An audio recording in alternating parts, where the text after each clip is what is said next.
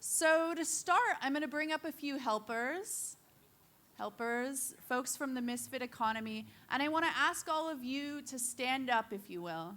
We're going to really embody some of the protagonists from the research that I've been doing. You have your mic? Great. Wonderful. So what I'm going to ask you to do is just repeat whatever you hear. This protagonist, you're a pirate, right? Right. Okay. Just the sound? Yeah, so I think he's going to lead us in some pirate noises, and then we're going to copy him.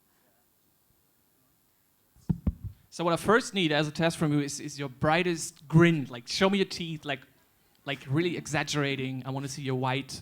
You're not in such a good mood.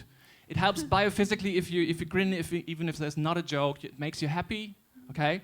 And now we go to our depth of our stomach and do the pirate sound, which is much like this, and then, Arr! You do that? Yes. Be an animal. Okay. Maybe you turn to the person next to you and you show your teeth again. I hope you cleansed your teeth this morning and Arr! Very good. That's the pirate. Wonderful, thanks. Great. Next, we're going to have the insider, who is this misfit that you can find within the multinational corporation or these huge institutions. And he maybe feels a bit bad about himself. He doesn't always feel like he's a misfit because he has to conform.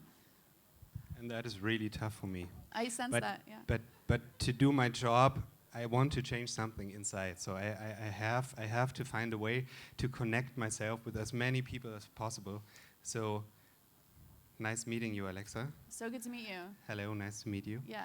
And now I would love to have you also shake hands with your neighbors and say, nice meeting you, thanks for connecting, nice meeting you, thank you very much. So you're very slippery. Yes. You're a slippery one. Mic check! Here you go. No? Mic check! Mic check! We the people have had enough.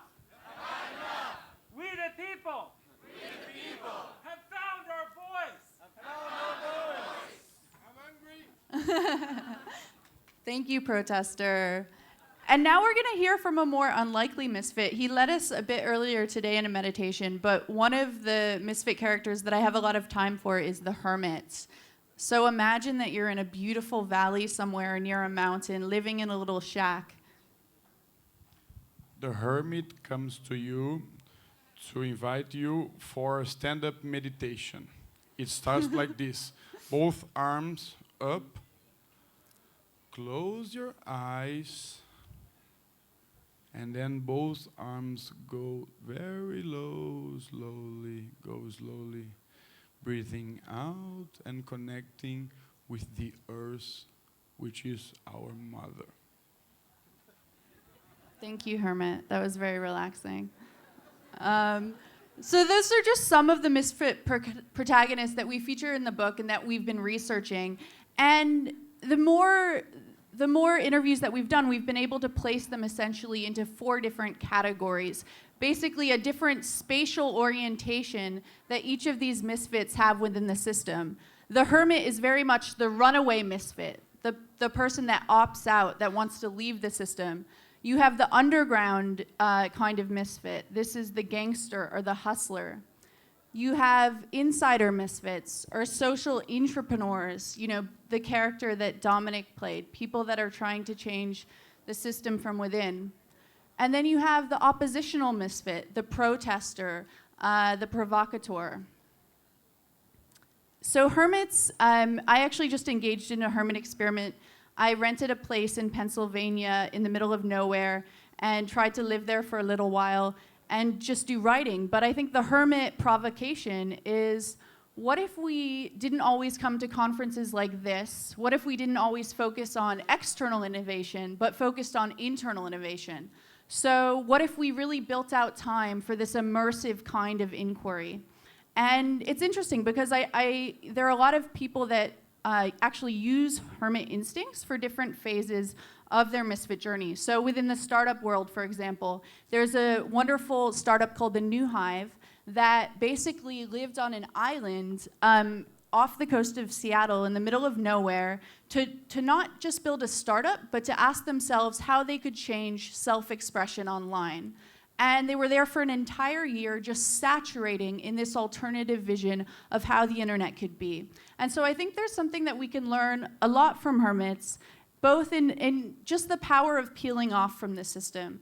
I grew up in Cambridge, which is super near to where Henry Thoreau spent his time and wrote Walden. And I always found there was something really powerful in this ability to really detach yourself from the system, from the dominant logics that we're all kind of living in, and be able to imagine a different alternative. The next character that we saw portrayed was really this idea of the insider misfit. And so one of my first jobs after college was to spend time within this totally strange foreign ecosystem for me, which was the corporation. And what I learned was that there are actually all these people that are totally revolutionary, these kinds of hackers that are working within our systems to try and reprogram these huge multinational corporations or these multilateral development banks. And they have a lot of useful skills. They have to be able to navigate these huge corporate bureaucracies.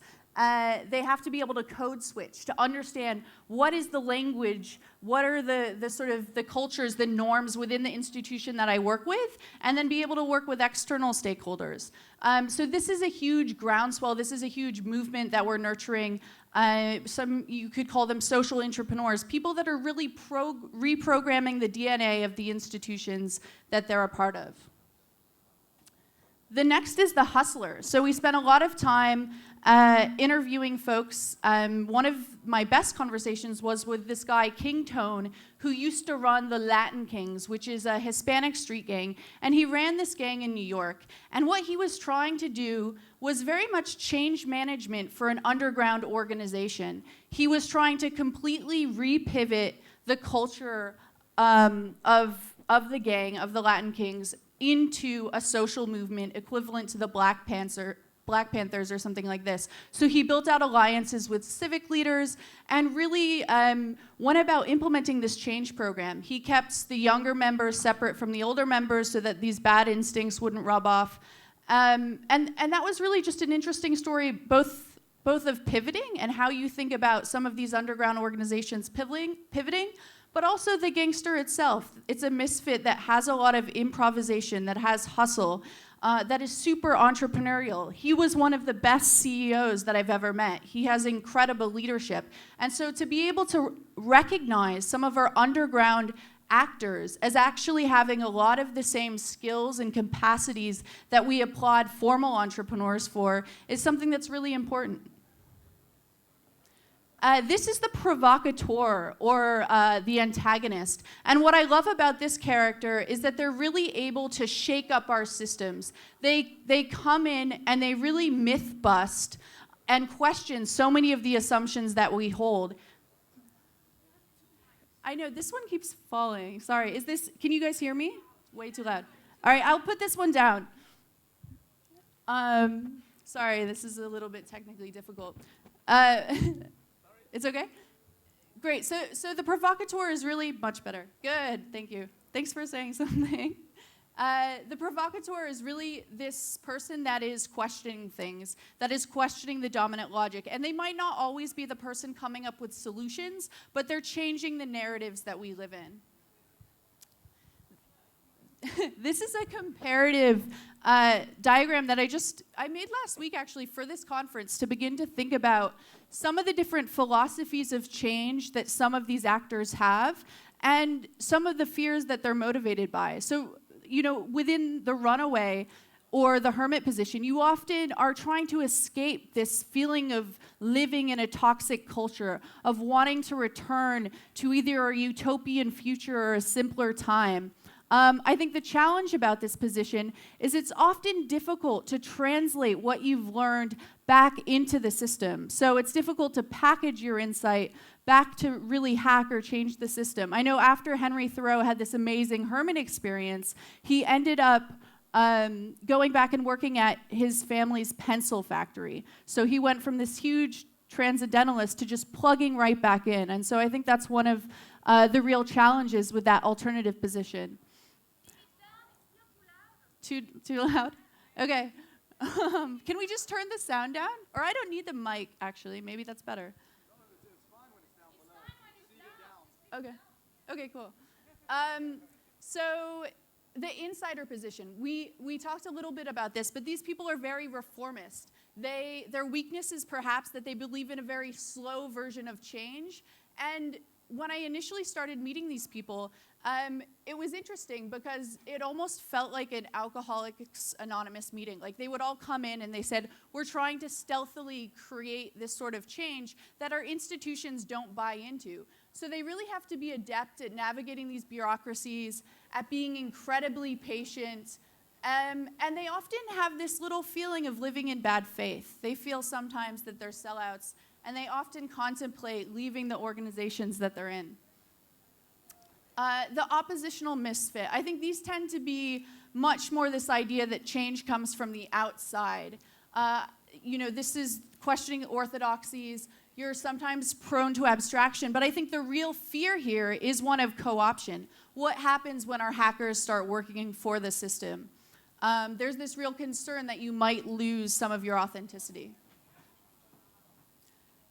And what I wanted to say is I don't think these are pure types necessarily. Over the course of a life, you can occupy a lot of these different misfit stances.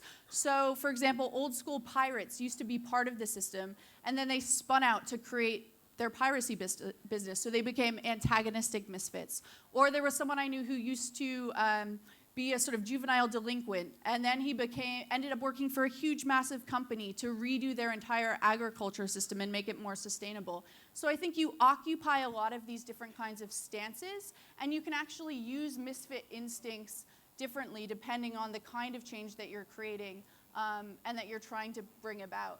And very much in my own work, this is something that I do all the time. I feel like I try and hedge basically, I don't want to work too much just with institutional actors, or I don't want to work too much in building bridges between underground actors and the mainstream economy. And so I really try and have this broad portfolio that allows me to engage in different kinds of change.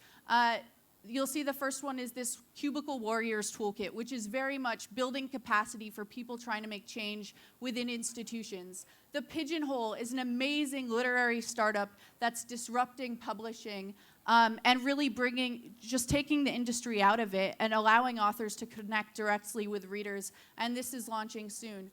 Defy Ventures is a fantastic program that takes ex-convicts and basically recognizes their skills as leaders and connects them with formal entrepreneurship opportunities.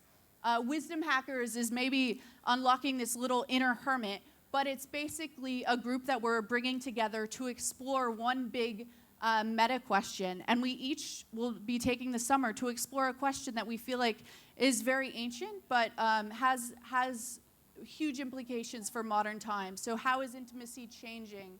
How do we think about our technology consumption? So these big questions, but getting people a little bit off the grid to really explore them in a way where they might not already have the opportunity. And these are just some of the skills that I've seen spanning these portfolio of projects. Resilience, I think, is one of the most important, and these we flesh out more in the book. But I think regardless of where you're operating as a misfit, if you're in a huge institution or if you're in the underground economy, this ability to keep going and to pick yourself back up and to also reinvent yourself. So King Tone, who used to lead the Latin Kings, then went on to prison and was in prison for a long time, and he's gotten out. And as soon as he got out of prison, he started cleaning toilets. And so that for him was a very trying moment, and now he's working with youth to rehabilitate youth that are at risk of juvenile delinquency. And so just this ability to sort of pivot your own personal career and have a more elastic identity is really important. And lastly, I really wanted to sort of reflect on how these themes have implications for the sharing economy. One of my biggest failures was trying to build a new economy coalition that we did a couple years ago in Asheville, North Carolina. And there was a real challenge in building community, in getting each of these different pockets of the new economy movement to get along. You had innovators who I would put in that autonomy circle and entrepreneurs. You had folks from this economic justice advocacy perspective, and then you had folks that were really into sort of resilience and nature. And these were people that were very much part of the permaculture movement. And none of these cultures really coexisted. And so one of my learnings based on that experience was just the ability to operate in one's niche and like finding the right time for some of this movement building, but also the ability to sort of separate these communities. And I think it's also just a good reminder because so much of the sharing economy, collaborative consumption movement is just one piece of this broader new economy agenda. And so I think that's important to keep in mind. And it might be one of the easier pieces that we're cracking onto now. But there's so many different kinds of actors that are playing in this space with very different theories of change and very different mental models for re-envisioning a more sustainable society. Thank you.